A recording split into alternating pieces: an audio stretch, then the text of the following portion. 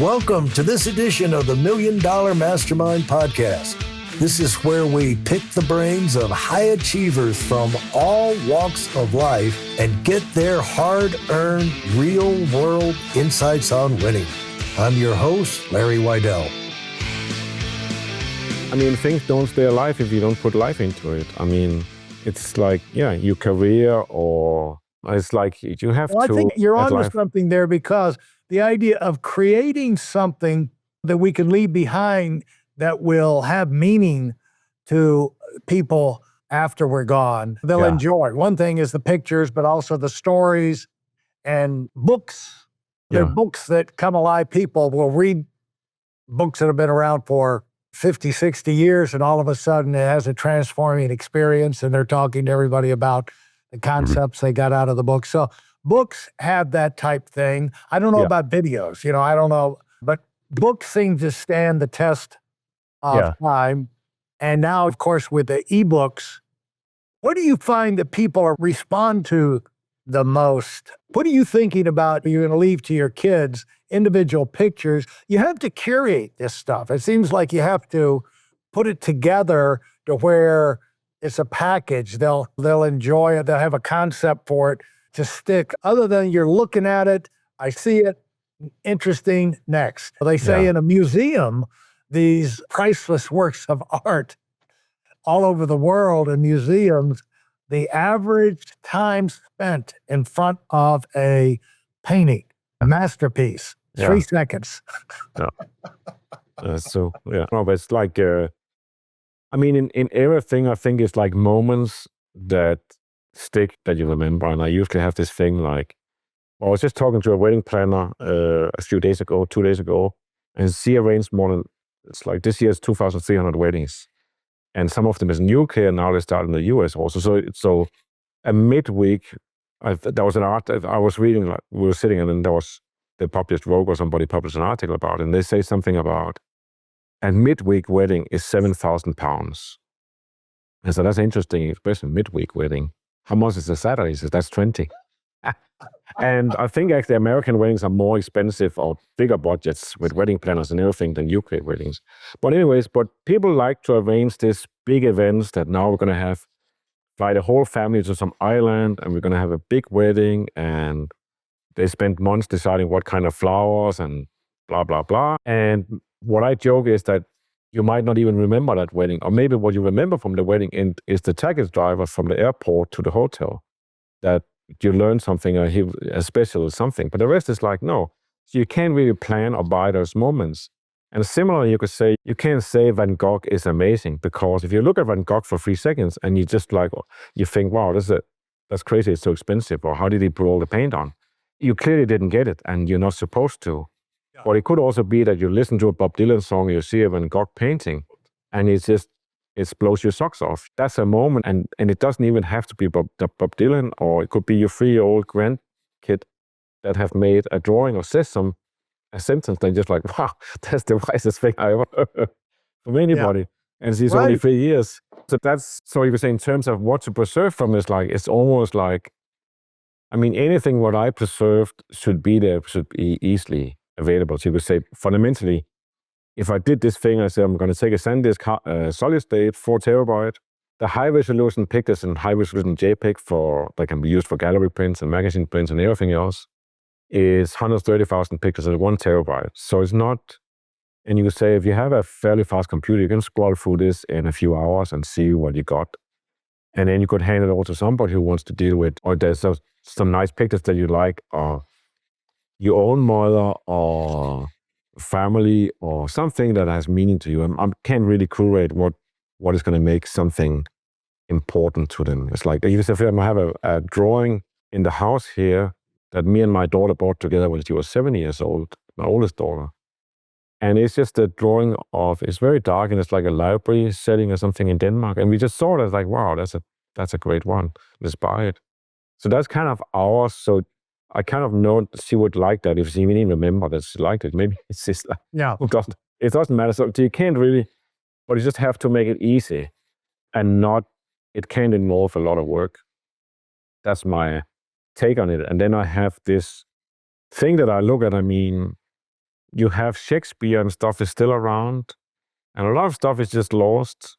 But you say, why is it that so many things and so much technology is based on that it doesn't matter what happened 5 minutes ago? You say Instagram doesn't care, Facebook doesn't care, the newspaper, New York Times doesn't care what happened 5 days ago. It's all what's happening today. Right. And that's not correct. You could say culture is valuable, and you basically should make sure that whatever you did is also available in 50 or 500 years, or think 1,000 years. Okay, how can you preserve something for 1,000 years? And you can say that's where video and film is short, because the resolution of the medium is very low, or has been very low, and basically still is, seen from the future. And the medium changes all the time, so you have to change from one medium to the next one to the next one. So who's going to spend the money on transferring family video snaps into the next medium? It's going to be like $10,000 to preserve for 100 years, and who's going to look at it? So that's what you would say. Pictures are easy, text is easy, as long as you don't just leave it to Microsoft or somebody else to preserve it, or some cloud.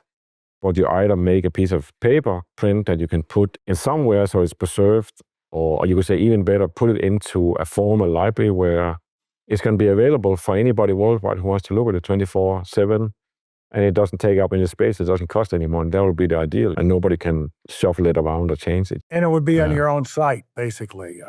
Then you could say part of it's also like, I have my own site, but who's going to maintain, pay for the domain name and web hosting? Right. But then at least there is, like, on that solid state, there is the whole website in a format that you can actually read it. You could reformat it to something else. So it's there. And I mean, and then you just have to face, if it's lost, if you leave an empire to your kids, $10 billion worth, right. Either they make it to a $200 billion empire, or they snort it all up in drugs and pose and blows, and it's gone in a year, and they owe $2 billion. So you can't, that's like, at some point it's not your responsibility, but at least you made these things, and you could say, at least I know that people find it valuable. So it's going to be valuable in the future. And you can also see that the things that people find valuable is not what I wrote about, the Leica M9 or the Leica Q343. That's just for a period of 5-10 years that is relevant. Or even the peak in interest is 2-3 months, then it's gone. What is interesting is the philosophical part of what I'm writing, the general things. That is what is really worth preserving. You could say to the degree that the other stuff is written in a way so it's not connected only to that specific camera model and how many megapixel it had, but it has something to do with photography in general, then it's valuable also to preserve, Yeah. For those of you who are sick and tired of fooling around and are dead serious about wanting to move up fast, I've got something especially for you. I've combined the best insights from over 40 years in business and making $70 million in income and compressed them into a free webinar. That's right, it's a free resource. If you want to find out exactly what the concepts are that I use in coaching $1 million earners, register now at WeidelOnWinning.com. You'll discover the 5-part framework used by so many to reach their financial, personal, and professional goals. You can find that link in this episode's show notes.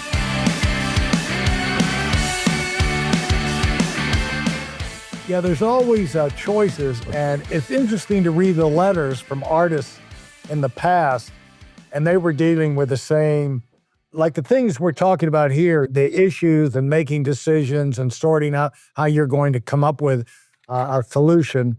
Artists have had to deal with this forever. And so we can't all do a Sistine Chapel, and so it's going to be, and have a Vatican that will display our work, or have a Pietà that's off to the right as you go into the Basilica there. And we can't all have masterpiece like the David in Florence. Mm-hmm. So the challenges are, you do the best you can, but it helps you if you're at least aware of the preservation idea. Like, what am I working on? I heard this just yesterday. It's like, what am I working on that's going to last, that's going to have some longevity to it? And what am I spending a lot of time on that's not going to last? For example, we had this set up for a month ago, this podcast, and then came Hurricane Helen, or one of them, and two of them, and blew you out of Clearwater.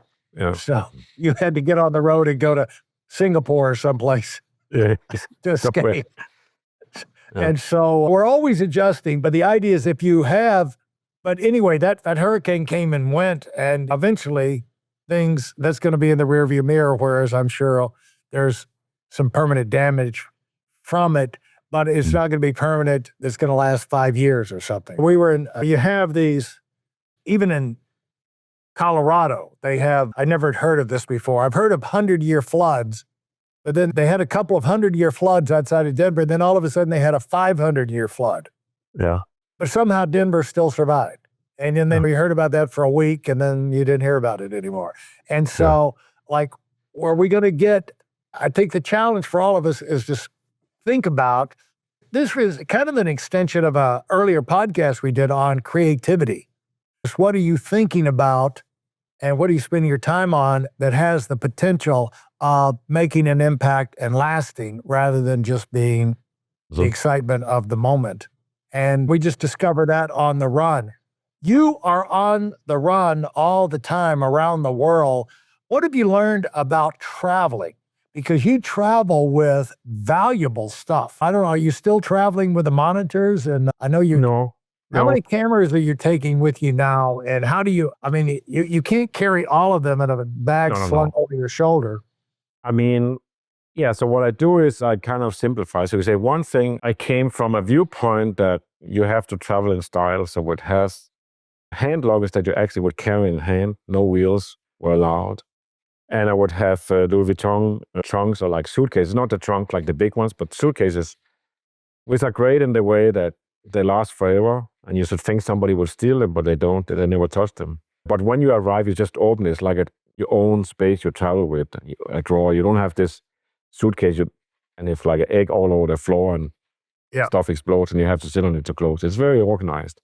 So I actually went away from that. So you could say now, the last trip I did here, when I went to UK to photograph for a few days, I had to dress warm or in layers. I didn't know exactly what the weather would be. And now here I go to Singapore. So now, for example, I go to Singapore, I just have one suitcase with wheel, lightweight suitcase, where I can put in shirts and stuff. It's all warm weather in that direction. And then I have a smaller trolley that the great thing about it is you can open it from outside. You can just unzip it, and there's the laptop. So you can take the laptop in and out. And inside that one, I can put in 2 compartments, but I have usually one compartment in the bottom for cameras. So that's basically the same size as a Billingham bag. So that fits like 2, 3, 4 cameras and 4 lenses. So that is there, and I can double it if I really want to have a lot with me, which is not very often. And then I have Are you rolling that on the plane? I mean, yeah, that goes on the plane. No cameras or computers goes in check-in at all. Yeah.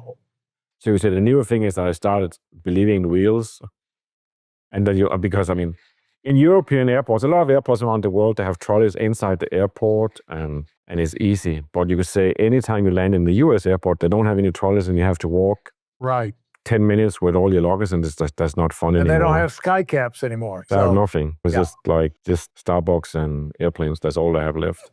So, and then I have, on top of the trolley that I carry on, I have a bag that is 2 compartments. It has one compartment where there's like another camera section, and then it has another compartment with just everything like headphones, vitamins, gas, passport, and all that stuff.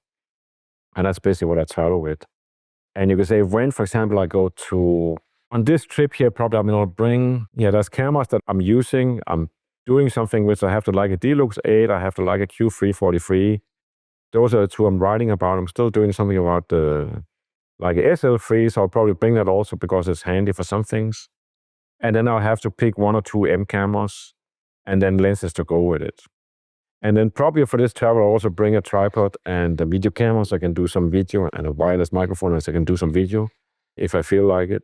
So that kind of fits into all this. But I mean, even just this morning, I was thinking like it could be tempting just bring an M camera with a 50mm, and that's it, and 1 spare battery. Because that can be done. It's not, I mean, we all know this, and I think we all do to some degree, that you go travel and you feel like your life is going to end, so you have to pack everything and make sure you have enough socks and have enough of this or that. You cannot arrive to New York or wherever 2 hours away without everything.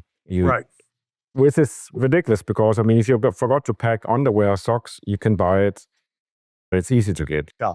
The tricky things is like a charger for like an M9's camera is not that easy to find, especially if you not go to Bali or something. Then you're really in trouble. So what else is like, I mean, fundamentally, you just take a toothbrush and a credit card and then go anywhere and then you're fine. But still, we try to pack, and I always pack more books than I can read and stuff and things I put on the hard drive that I'm going to work on this, and then I don't have time to do it, So I'm still trying to just cut that down.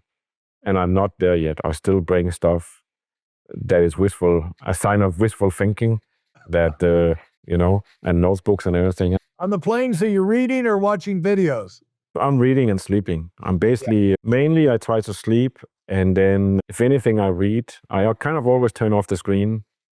Sometimes I will watch a movie if it fits into the timing preset. The rule is like a travel day is a travel day. So you get up in the morning, then you go to the airport, you sleep on the airplane, you land, and then you go to bed. And you need all the sleep, all of it. It's not like just because it's a daytime flight, you can just not sleep because you're going to be worn out. So, and I don't feel like there's moments on an airplane where you think clearly or something, but generally this thing is like, it's not the place to think big thoughts or work on stuff. I mean, there's no space for screens. I mean, it's just like, no. I found that ideas can come to you when you just let your brain go blank there on a plane. Ideas can pop up. The subconscious can serve up ideas that are suppressed. They can kind of work their way to the surface. Yeah, I have that. I mean, but then they have to come to you. I don't think you can, I'm going to go on a plane and now I'm going to be really smart.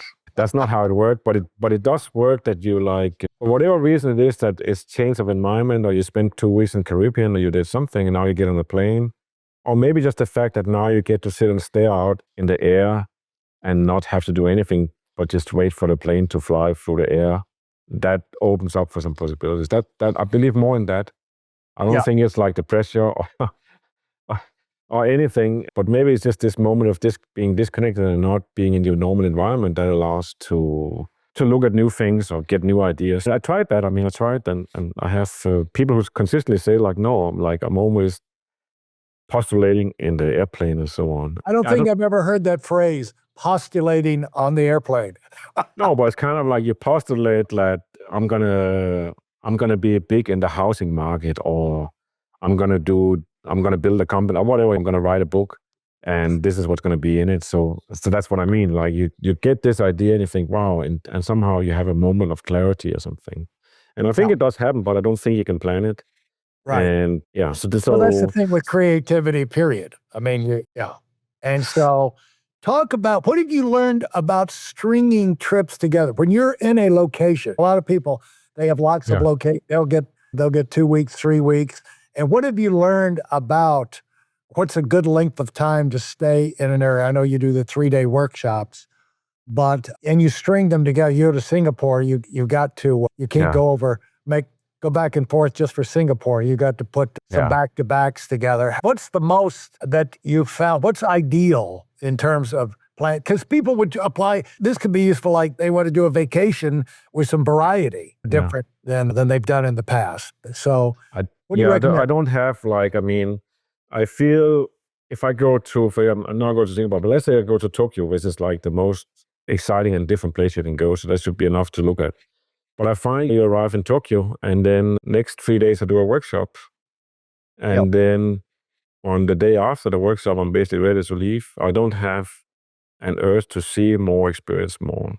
Unless I put myself into a mode where now I'm going to do it and just stay there. But I kind of never did that. And I mean, I never travel as a tourist. I never have places I need to see this tower or this garden or that monument. It's just absolutely no interest. The way I travel is like I walk around and drink coffee, and preferably have nothing to do, and then I make photographs, or I sit down and write or something like that.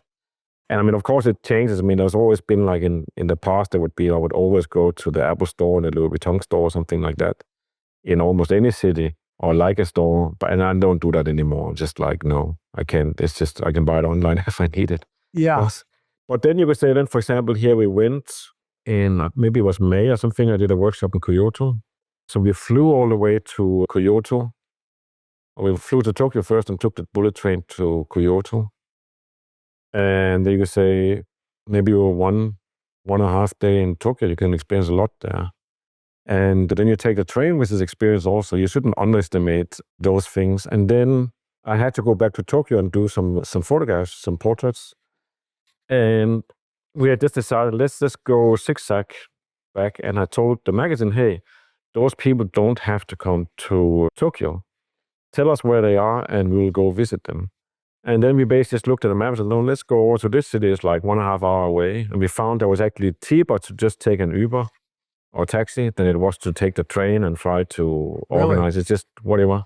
And everything is so nice and order in Japan. And then we went weird places because that's where people lived. And I photographed them there. And then we would find places. So, for example, one of the unexpected exciting place we found was that, so we had, Layla figured out we had some high points, or she had some high points on her account.